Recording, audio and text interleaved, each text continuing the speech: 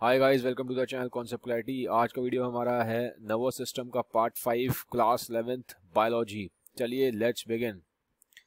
आगे बढ़ने से पहले बता दूं, अगर आप चाहते हो सारे आपको वीडियोस दिखाई दें, क्योंकि हमारे सारे वीडियोस सिर्फ हमारे मेंबर्स को ही दिखाई देते हैं, तो उसके लिए आपको हमारे चैनल की मेंबरशिप लेनी पड़ेगी। मेंबरशिप कैसे लेनी है, नीचे डिस्क्रिप्शन बॉक्स में एक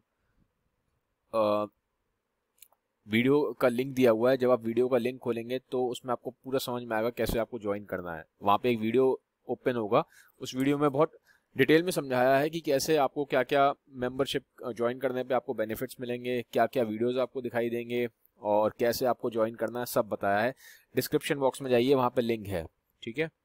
फिर हम लोग इंस्टाग्राम पे मौजूद हैं, हम लोग फेसबुक पे मौजूद हैं, दोनों जगह हम मौजूद हैं। आप दोनों जगह हमसे जुड़ सकते हैं लेटेस्ट अपडेट्स के लिए। चलिए आज हम पढ़ेंगे सबसे पहले मिड ब्रेन के बारे में। हम पढ़ेंगे मिड ब्रेन के बारे में। पिछले वीडियो में हमने पढ़ा था फोर ब्रेन के बारे में। जैसा कि मैंने आपको बताया, ब्रेन के 3 पार्ट होते हैं, फोर ब्रेन, मिड ब्रेन और हाइंड ब्रेन। तो अगर आपने पुराना वीडियो नहीं लगाया है, आपको इस वीडियो में कुछ समझ में नहीं आएगा, तो पहले पुराने वीडियोस लगाइए नर्वस सिस्टम के, तभी समझ में आएगा। तो अब हम पढ़ेंगे मिड ब्रेन के बारे में। देखो, पहली चीज देखते हैं मिड ब्रेन होता क्या। ये है मिड ब्रेन, ये आप देख रहे हो, ये वाला जो हिस्सा दिखाई दे रहा है आपको, पूरा पूरा रेड रेड, ये पूरा जो है ये हमारा मिड ब्रेन है। ठीक है, ये हमारा है मिड ब्रेन। बाकी सब भूल जाओ, अभी वो बाद में देखेंगे। ये मिड ब्रेन है। अब मिड ब्रेन के फंक्शन क्या होते हैं, ठीक है, तो उसके फंक्शन देख लेते हैं। पहले तो ये मूवमेंट ऑफ आई में इंपॉर्टेंट है। मूवमेंट, एक आई का एक पर्टिकुलर मूवमेंट में इंपॉर्टेंट है। फिर ये इंपॉर्टेंट होता है सुनने में और विजुअल प्रोसेसिंग में। ऑडिटरी मतलब होता है सुनने वाली चीजें, देखने वाली चीजें, इससे जो लिंक्ड फंक्शंस हैं वो उससे जुड़े हुए हैं। ठीक है। बहुत सारा मोटर मूवमेंट में भी ये हेल्प करता है। मोटर मूवमेंट होता है जैसे कि मान लो आप कुछ गाड़ी सीख रहे हो, कुछ कोई भी नई जब कोई चीज आप सीखते हो तो वहाँ पे मोटर मूवमेंट का इन्वॉल्वमेंट होता है। गाड़ी चला रहे हो, गाड़ी सीखना, साइकिल चलाना, साइकिल सीखना, तो इन सब में ये सब मोटर मूवमेंट है। ठीक है, जहाँ आप कुछ ना कुछ मूवमेंट करते हो। तो तो ये जो चीजें हैं जहाँ मसल्स का मूवमेंट हो रहा है इस तरीके से, तो उसको मोटर मूवमेंट में इंपॉर्टेंट फंक्शन रोल प्ले करता है। तो अगर आप मेनली देखोगे तो ये जैसे इसके फंक्शंस हैं, सबसे जो मेन फंक्शन इसका आएगा आपका हियरिंग में और आंखों के मूवमेंट में। ये सबसे मेन फंक्शन है। अगर आपसे कोई पूछेगा मिड ब्रेन का मेन फंक्शन क्या है, तो आप बोलोगे आंखों के मूवमेंट में और हियरिंग में। ठीक है, ऑडिटरी और विजुअल प्रोसेसिंग ये सबसे बड़े मेन फंक्शन है इसके। आंखों से लिंक चीजें, सुनने से लिंक चीजें इसमें आता है। ठीक है। फिर आप देखो बाकी सब इसी से जुड़े हुए हैं, आंखों से ही। कंट्रोलिंग रिस्पॉन्सेज टू साइट, ये भी आंखों से जुड़ा है। प्यूपल डायलेशन, आंखें बड़ी बड़ी करना। ठीक है, जब हम सरप्राइज होते हैं आंखें बड़ी बड़ी हो जाती हैं, तो प्यूपल डायलेशन, तो ये भी आंखों से लिंक है, तो ये भी इसमें आ गया। ठीक है। फिर मैंने आपको बोला था ना मोटर मूवमेंट में काम है इसका, तो मोटर मूवमेंट मतलब क्या हो गया, मसल का मूवमेंट किसी भी तरीके से। जब हम कोई मसल का मूवमेंट करते हैं, हाथ पैर हिला रहे हैं, कुछ कर रहे हैं, तो ये सब मोटर मूवमेंट में ही आता है। ठीक है, तो मसल के मूवमेंट को रेगुलेट करना। तो अगर आप ये इसके फंक्शंस देख लेंगे तो आपको बहुत इजी हो जाएगा समझना कि मिड ब्रेन का फंक्शन क्या है। ये समझ में आ गया। अब आगे बढ़ते हैं। इसके बाद आता है मिड ब्रेन, हमारा खत्म हो गया। अब आता है हमारा हिंड ब्रेन। ठीक है, इसको कई जगह हाइंड ब्रेन भी बोला जाता है, कई जगह हिंड ब्रेन भी बोलते हैं। ये आपके ऊपर है क्या बोलना चाहते हैं। ठीक है, अब हम पढ़ेंगे हाइंड ब्रेन। फोर ब्रेन होता है, मिड ब्रेन होता है, हाइंड ब्रेन होता है। फोर ब्रेन और मिड ब्रेन हमने पढ़ लिया। अब हम पढ़ेंगे हाइंड ब्रेन के बारे में। जब आप बारी आती है हाइंड ब्रेन की, तो हाइंड ब्रेन में 3 स्ट्रक्चर आते हैं। पहला है पॉन्स, दूसरा है मेड्यूला, तीसरा है सेरिबेलम। ठीक है, इसे भूल जाओ आप। पॉन्स, मेड्यूला, सेरिबेलम, तो ये 3 स्ट्रक्चर हैं। ये तीनों को मिला के बनता है हाइंड ब्रेन। तो अगर मैं इन तीनों को मिला दूं, इन तीनों को अगर मैं मिला दूंगा, तो इन तीनों को मिला के बनेगा मेरा हाइंड ब्रेन। ठीक है, तो इन तीनों को मिला के क्या बनता है, इन तीनों को मिला के बनता है मेरा हाइंड ब्रेन। तो ये आपको पता होना चाहिए कि हाइंड ब्रेन किसको मिला के बनता है। हाइंड ब्रेन जब हम बोल रहे हैं तो हम किसको बोल रहे हैं, पॉन्स को बोल रहे हैं, मेड्यूला को बोल रहे हैं और सेरिबेलम को बोल रहे हैं। ठीक है, तो इन तीनों को मिला के बनता है हाइंड ब्रेन। अब इस वीडियो में हम सबसे पहले पढ़ते हैं पॉन्स के बारे में। ठीक है, अब हम पढ़ेंगे पॉन्स के बारे में। सबसे पहले पॉन्स के बारे में पढ़ते हैं। पॉन्स कहाँ होता है, ये रहा पॉन्स। ये पूरा एरिया आपका पॉन्स का है। ठीक है, ये वाला पूरा एरिया दिखाई दे रहा है, ये पॉन्स है।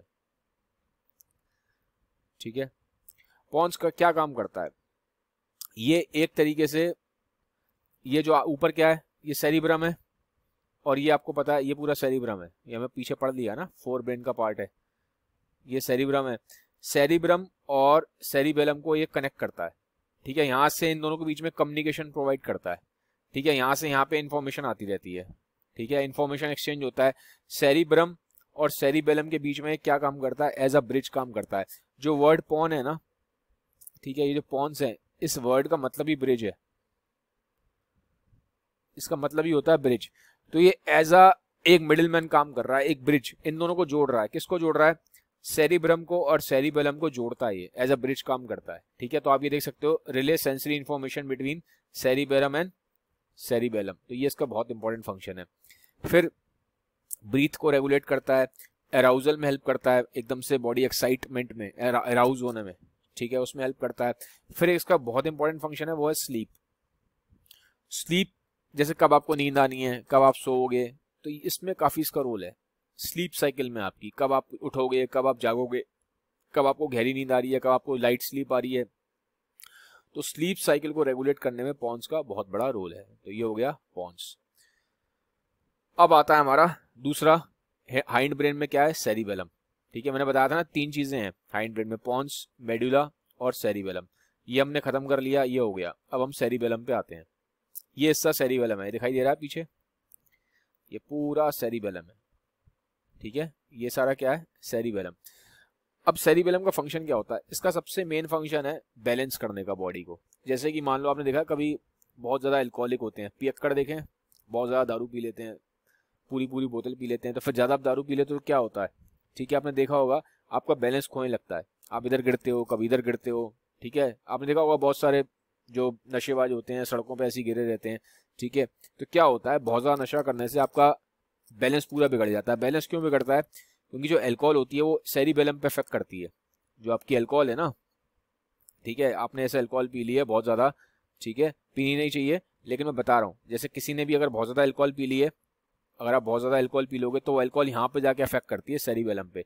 और सेरिबेलम किस लिए रिस्पॉन्सिबल है, बैलेंस करने में, मूवमेंट कोऑर्डिनेट करने में, इन चीजों में रिस्पॉन्सिबल है। इसीलिए आदमी इधर उधर गिरता पड़ता रहता है, ठीक है। तो बैलेंसिंग में और मूवमेंट्स को कोऑर्डिनेट करने में इसका बहुत बड़ा रोल है। फिर इसका रोल विजन में भी है, ठीक है, आंखों के मूवमेंट्स को कोऑर्डिनेट करने में रोल है। फिर मोटर लर्निंग में भी इसका रोल है।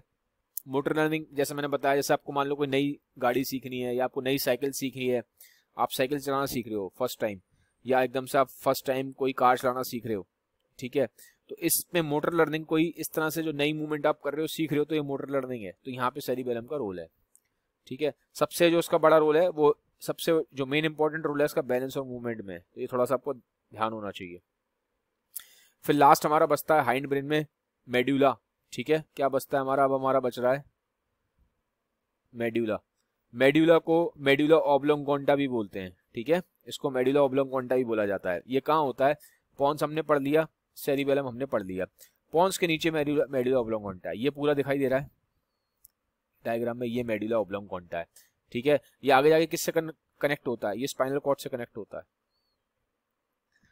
किससे कनेक्ट होता है, स्पाइनल कॉर्ड से कनेक्ट होता है। अब हम इसके फंक्शन देख लेते हैं। मेड्यूला ऑब्लोंगोंटा बहुत इंपॉर्टेंट है, बहुत ज्यादा इंपॉर्टेंट है, इसके फंक्शंस अब इसके ध्यान से देखना, क्योंकि एग्जाम में बहुत ज्यादा पूछा जाता है।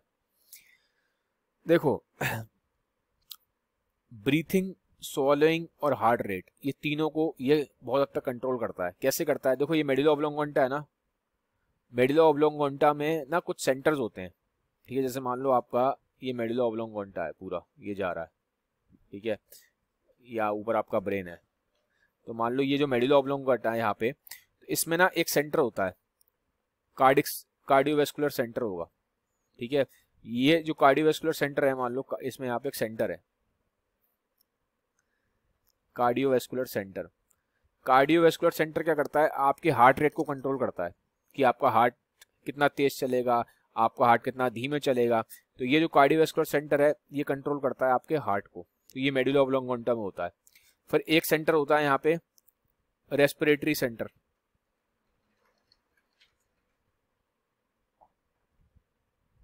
ठीक है। रेस्पिरेटरी सेंटर क्या करता है, रेस्पिरेटरी सेंटर ब्रीथिंग कंट्रोल करता है। ये क्या करता है, ये ब्रीथिंग को कंट्रोल करता है। अब ब्रीथिंग जैसे नॉर्मली हमारी कितनी होती है, जैसे कि आपकी नॉर्मल ब्रीथिंग हमारी होती है 12 से 16, ठीक है, 12 to 16 हम बार टाइम हम ब्रीथ करते हैं 1 मिनट में। तो ये ब्रीथिंग जो हमारा रेट है ना, इसको कंट्रोल करता है। ठीक है, तो ये रेस्पिरेटरी सेंटर भी किसमें है, मेडुला ऑब्लोंगोंटा में ही होता है। तो ये इसके काफ़ी बड़े फंक्शन है। हार्ट रेट को कंट्रोल करना, हार्ट रेट को, जैसे नॉर्मल हार्ट रेट हमारी 72 होती है। अब हार्ट रेट मान लो बहुत ज़्यादा बढ़ जाए आपकी, आप जैसे एक्सरसाइज करने आ रहे हो, दौड़ लगाने आ रहे हो, तो आपकी उस टाइम पे हार्ट रेट 150 पहुंच जाती है। तो एकदम से हार्ट रेट को कौन बढ़ा रहा है, कार्डियोवैस्कुलर सेंटर ही बढ़ा रहा है, 72 से 150 पे ले आता है। और जब इसको बिल्कुल नॉर्मल करना है, वापस 150 से 70 पे लाना है, 65 पे लाना है, ठीक है, 75 पे लाना है, नॉर्मल लेके आना है वापस इसको, तो ये भी यही करता है। समझ रहे हो, क्योंकि यहाँ पे कार्डियोवैस्कुलर जो सेंटर होता है ना, ब्रीथिंग को बढ़ाना, जब कोई ऐसी एक्टिविटी आप कर रहे हो, दौड़ लगा रहे हो, या एकदम से शेर सामने आ गया या कुछ भी हो गया, तो एकदम से हार्ट को बहुत तेज तेज बीट करवाना, हार्ट रेट को बढ़ाना, और फिर वापस जब चीज़ें नॉर्मल हो गई हैं तो उसको वापस लेके आना, ये सारा काम यहाँ पे कार्डियोवैस्कुलर सेंटर से रेगुलेट होता है। हार्ट रेट को कंट्रोल करता है ये। ठीक है, फिर रेस्पिरेटरी सेंटर ब्रीथिंग को कंट्रोल करता है, इसीलिए ये काफ़ी इंपॉर्टेंट फंक्शन है इसका। ब्रीथिंग को, हार्ट रेट को, स्वेलिंग को भी कंट्रोल करता है, कि आप खाना निगलते हो ना, उससे भी लिंक है इसका। ठीक है, लेकिन सबसे जो मेन है वो उसका ब्रीथिंग और हार्ट रेट को कंट्रोल करना है। ये बहुत इंपॉर्टेंट फंक्शंस हैं इसके। ठीक है, यहाँ पे वॉमिटिंग का सेंटर भी होता है, तो वॉमिट करते हो ना, उल्टी आती है, तो वो भी वॉमिटिंग का भी इससे लिंक है, मेडुला ऑब्लोंगोंटा से। इसके सारे फंक्शन इनवॉलंटरी हैं, आपके कंट्रोल में नहीं है। आप अपने आप नहीं कर सकते कि मैं अपनी ब्रीथिंग बढ़ा लूँ, या मैं अपनी हार्ट रेट को बढ़ा लूँ, या ये कर लूँ, ये आपके हाथ में नहीं है। ठीक है, तो ये जितनी भी चीज़ें हो रही हैं यहाँ सारी इनवॉलंटरी हैं, ये आपको पता होना चाहिए। ठीक है, ये ब्लड प्रेशर को भी कंट्रोल करता है। ठीक है, ये आपका ये ब्लड प्रेशर को भी कंट्रोल करता है, ये इंपॉर्टेंट है। ब्लड प्रेशर रेगुलेशन में भी इसका इम्पोर्टेंट वो है। ठीक है, ब्लड प्रेशर को भी कंट्रोल करता है। नॉर्मल ब्लड प्रेशर हमारा कितना होता है, 120 divide by 80, 120 by 80 normal blood pressure है, तो इसे कंट्रोल करके रखता है। ठीक है, और ये क्या करता है, ब्रेन और स्पाइनल कॉर्ड के बीच में ये एक तरीके का ब्रिज प्रोवाइड कर रहा है। ठीक है, ये मैसेज प्रोवाइड करता है। ऊपर ब्रेन है, देखो यहाँ आपका ब्रेन है, ऊपर ये मान लो पूरा ब्रेन है, सेरिब्रम रखा है, ये नीचे मेडुला ऑब्लोंगोंटा, इधर क्या है, ये स्पाइनल कॉर्ड है, ये स्पाइनल कॉर्ड है। तो स्पाइनल कॉर्ड से जो मैसेज जाते हैं ऊपर ब्रेन में, फिर ब्रेन से वापस नीचे आते हैं, तो ये मेडुला ऑब्लोंगोंटा के थ्रू होते हुए जाते हैं ना। ठीक है, तो ये हेल्प करता है ट्रांसफर करने में मैसेजेस को, कहाँ से, brain to spinal cord, help transfer neural message from brain to spinal cord. तो मेडुला ऑब्लोंगोंटा बहुत इंपॉर्टेंट है, इसका ये फंक्शन तो जरूर आप याद रखना है, बहुत बार पूछा जाता है एग्जाम में भी। ब्रीथिंग, रेस्पिरेटरी सेंटर होता है इसमें, और हार्ट रेट को कंट्रोल करता है, ये बहुत इंपॉर्टेंट है, ब्रीथिंग और हार्ट रेट को कंट्रोल करना। ठीक है, यहीं पे है मेडुला ऑब्लोंगोंटा में ही वो सेंटर्स हैं। ठीक है, वो हिस्से हैं जहां से आपकी ब्रीथिंग कंट्रोल हो रही है, जहां से आपका हार्ट रेट कंट्रोल हो रहा है। तो हमारा अब हाइंड ब्रेन भी खत्म हो गया। अब हमारा एक कॉन्सेप्ट आता है ब्रेन स्टेम का। ठीक है, अब हम पढ़ेंगे ब्रेन स्टेम के बारे में। ब्रेन स्टेम क्या होता है,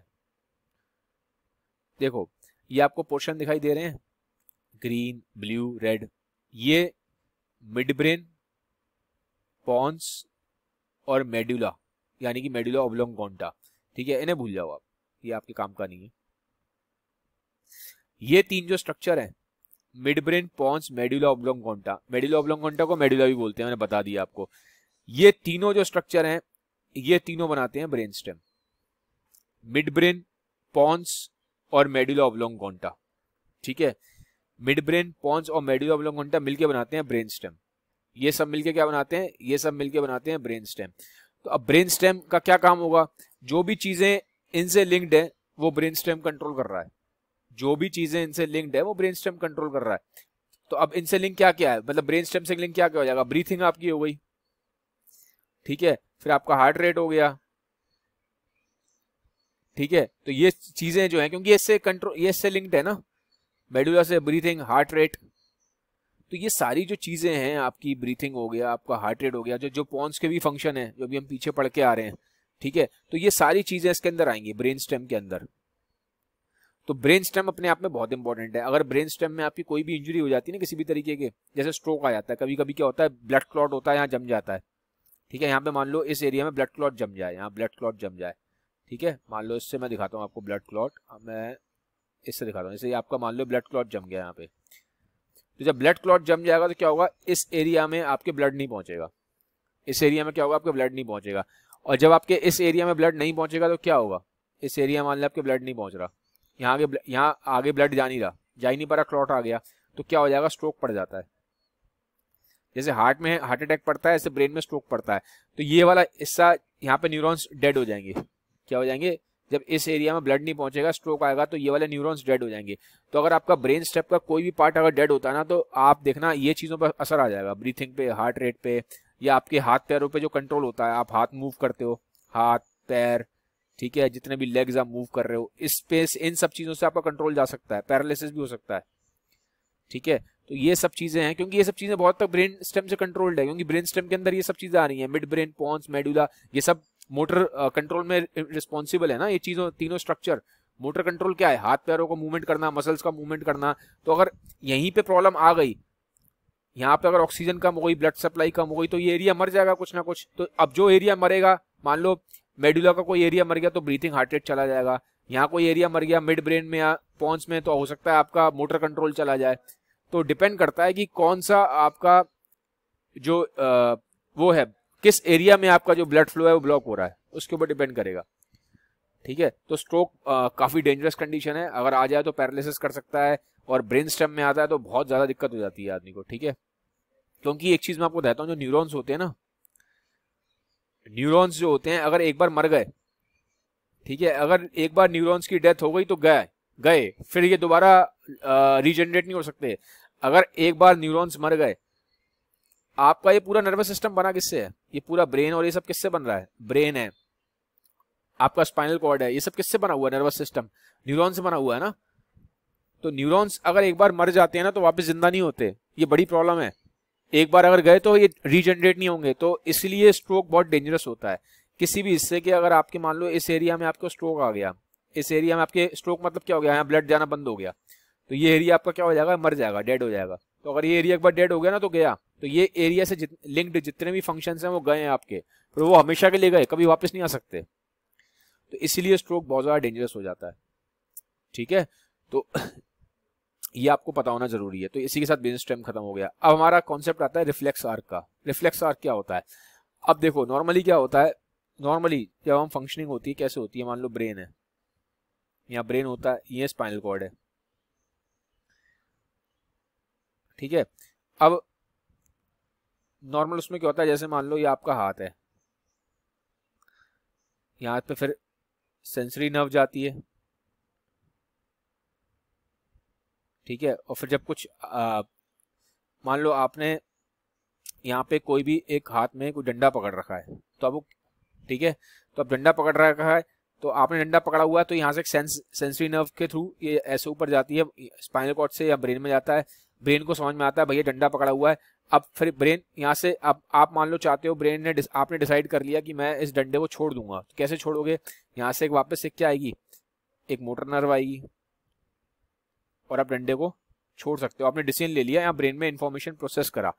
लेकिन अब क्या है, बहुत बार इतना टाइम नहीं होता, सारी चीजें जरूरी नहीं है ऊपर जाए, इतना आपको टाइम मिल जाए।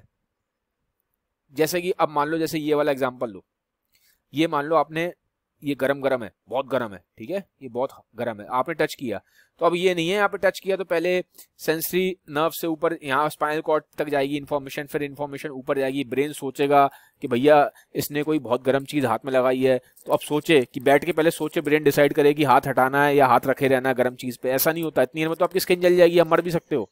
मान लो इसकी जगह करंट हो गया, तो अगर करंट हो गया, मान लो उसकी जगह यहाँ पे कोई करंट है, ठीक है, यहाँ पे मान लो करंट है, तार है, कोई वायर है तार की, तो अब मान लो आप सोचो कि यहाँ से जाए स्पाइनल कॉर्ड तक जाए, फिर ऊपर जाए स्पाइनल कॉर्ड से, फिर पहले बैठ के ब्रेन सोचे कि करंट है, तार है, इसको छोड़ना चाहिए, इसे पकड़ना चाहिए, इतनी देर में तो आपकी डेथ हो जाएगी, करंट आपकी बॉडी में आ जाएगा, मर जाओगे, हार्ट अटैक आ सकता है।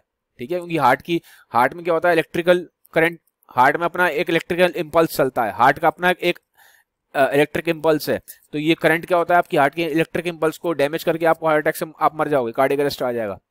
तो इतना टाइम नहीं होता उस केस में जहां पे इस तरह की अर्जेंट कंडीशन है, जैसे कि यहाँ पे दिखा रहे हो, बहुत गर्म है या बहुत करंट आ गया, या आपका पैर मान लो सांप पे पड़ गया, तो पहले बैठ के ब्रेन पे सोचोगे नहीं कि मुझे पैर हटाना है या मुझे पैर रखना है सांप पे, तो इतना टाइम नहीं होता। तो ऐसी चीजें जहाँ पे टाइम बहुत कम है, और जहाँ पे अगर आप इतना टाइम लोगे तो हो सकता है आपकी कंडीशन खराब हो जाए, आपकी डेथ भी हो जाए। इतना टाइम नहीं होता सोचने के लिए। जहाँ पे बहुत ही इमरजेंसी वाली कंडीशंस हैं तो वहाँ पे क्या होता है, रिफ्लेक्सेस बनते हैं, तो ऊपर तक नहीं जाती इन्फॉर्मेशन, स्पाइनल कॉर्ड खुद ही डिसाइड कर लेता है कि बस यहाँ से नर्व गई, यहाँ से डिसीजन आ गया, ऊपर ब्रेन तक नहीं जा रहा, स्पाइनल कॉर्ड से ही लौट के आ रहा है डिसीजन, यहाँ पे गया स्पाइनल कॉर्ड ही डिसाइड कर लेगा, ऊपर ब्रेन तक नहीं भेजेगा, क्योंकि इतना टाइम नहीं है कि ऊपर ब्रेन तक जाए और फिर वापस आए। तो सेंसरी नर्व गई स्पाइनल कॉर्ड तक, स्पाइनल कॉर्ड ही डिसीजन दे देगा कि भैया फटाफट हाथ हटाओ। देखो यहाँ पे इस एग्जांपल में देखो, इसने टच किया, ये गया ऐसे, ये सेंसरी न्यूरॉन है, ये यहाँ तक गया, ये क्या है, ये स्पाइनल कॉर्ड है, स्पाइनल कॉर्ड का एक हिस्सा है, तो ऊपर ब्रेन तक नहीं जा रहा कुछ, स्पाइनल कॉर्ड, ये आपकी सेंसरी नर्व गई, ये सेंसरी नर्व है, ठीक है, ये स्पाइनल कॉर्ड, मान लो ये स्पाइनल कॉर्ड है। अब यहाँ पे क्या होगा, एक इंटरन्यूरॉन होगा, ठीक है, इंटरन्यूरॉन क्या करता है, सेंसरी न्यूरॉन और मोटर न्यूरॉन को कनेक्ट करता है, ठीक है, तो ये इंटरन्यूरॉन है। फिर यहाँ पे होगा एक मोटर न्यूरॉन, मोटर न्यूरॉन लिख लो, मोटर नर्व लिख लो, उन सब न्यूरॉन को मिला के नर्व बनती है, ठीक है, यहाँ मैं न्यूरॉन लिख देता हूँ। तो सेंसरी न्यूरॉन क्या हुआ, कुछ सेंस करके लेके आया, ये स्पाइनल कॉर्ड है आपकी, ठीक है, स्पाइनल कॉर्ड में क्या होगा, इंटरन्यूरॉन होगा, सेंसरी न्यूरॉन और मोटर न्यूरॉन को कनेक्ट कर दिया, फिर वापस मोटर न्यूरॉन गया, ठीक है, ये आपका मान लो हाथ है, ये आपका हाथ है। अब यहाँ पे आप मान लो आपने हाथ में कोई तार पकड़ रखी थी या कोई जलता हुआ बहुत ही गर्म कोयला पकड़ रखा था, ठीक है, तो क्या होगा, फटाफट सेंसरी नर्व गई स्पाइनल कॉर्ड तक, ये स्पाइनल कॉर्ड है आपकी, मैंने डब्बा सा बनाया, मान लो ये पूरी स्पाइनल कॉर्ड है, इसके अंदर क्या है, इंटरन्यूरॉन है, सेंसरी न्यूरॉन, स्पाइनल कॉर्ड ने डिसाइड करा कि भैया कोयला पकड़ा है हाथ में, फटाफट फेंको से, कैसे कैसे होगा, सेंसरी न्यूरॉन के थ्रू ये सेंसेशन गया, इंटरन्यूरॉन ने कनेक्ट करा, सेंसरी न्यूरॉन को मोटर न्यूरॉन से वापस आ गया और फटाफट आपका हाथ हट गया। ऊपर स्पाइनल कॉर्ड से ये चीज ब्रेन तक नहीं जा रही कि ब्रेन पहले बैठ के सोचेगा कि कोयला है हाथ में पकड़े रहूं कि फेंकूं, या करंट की तार है हाथ में करंट की तार पकड़े रहूं कि फेंकूं, ऐसा नहीं होता, वो फटाफट एक्शन होते हैं, बड़ी जल्दी जल्दी होते हैं।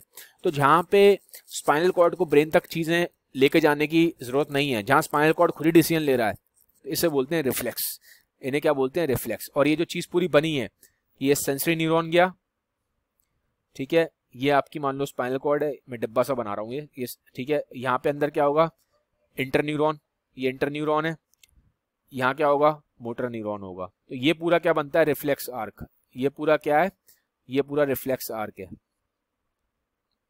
सेंसरी न्यूरॉन गया, यहाँ पे आया स्पाइनल कॉर्ड के पास, ये इसके अंदर इंटरन्यूरॉन है, इंटरन्यूरॉन ने क्या करा, ये SC मतलब स्पाइनल कॉर्ड है, IN मतलब इंटरन्यूरॉन है, SN मतलब सेंसरी न्यूरॉन, MN मतलब मोटर न्यूरॉन। तो सेंसरी न्यूरॉन आया स्पाइनल कॉर्ड में, इंटरन्यूरॉन ने क्या करा, इंटरन्यूरॉन का क्या काम है, सेंसरी न्यूरॉन और मोटर न्यूरॉन को कनेक्ट करना, तो इसने कनेक्ट कर दिया, ये ऐसे इंटरन्यूरॉन ने इन दोनों को कनेक्ट कर दिया, ठीक है, इन दोनों को कनेक्ट कर दिया इंटरन्यूरॉन ने, सेंसरी न्यूरॉन और मोटर न्यूरॉन को, ये कनेक्शन कहाँ हुआ, स्पाइनल कॉर्ड के अंदर, फिर वापस मोटर न्यूरॉन के थ्रू चला गया डिसीजन कि भैया हाथ हटाओ।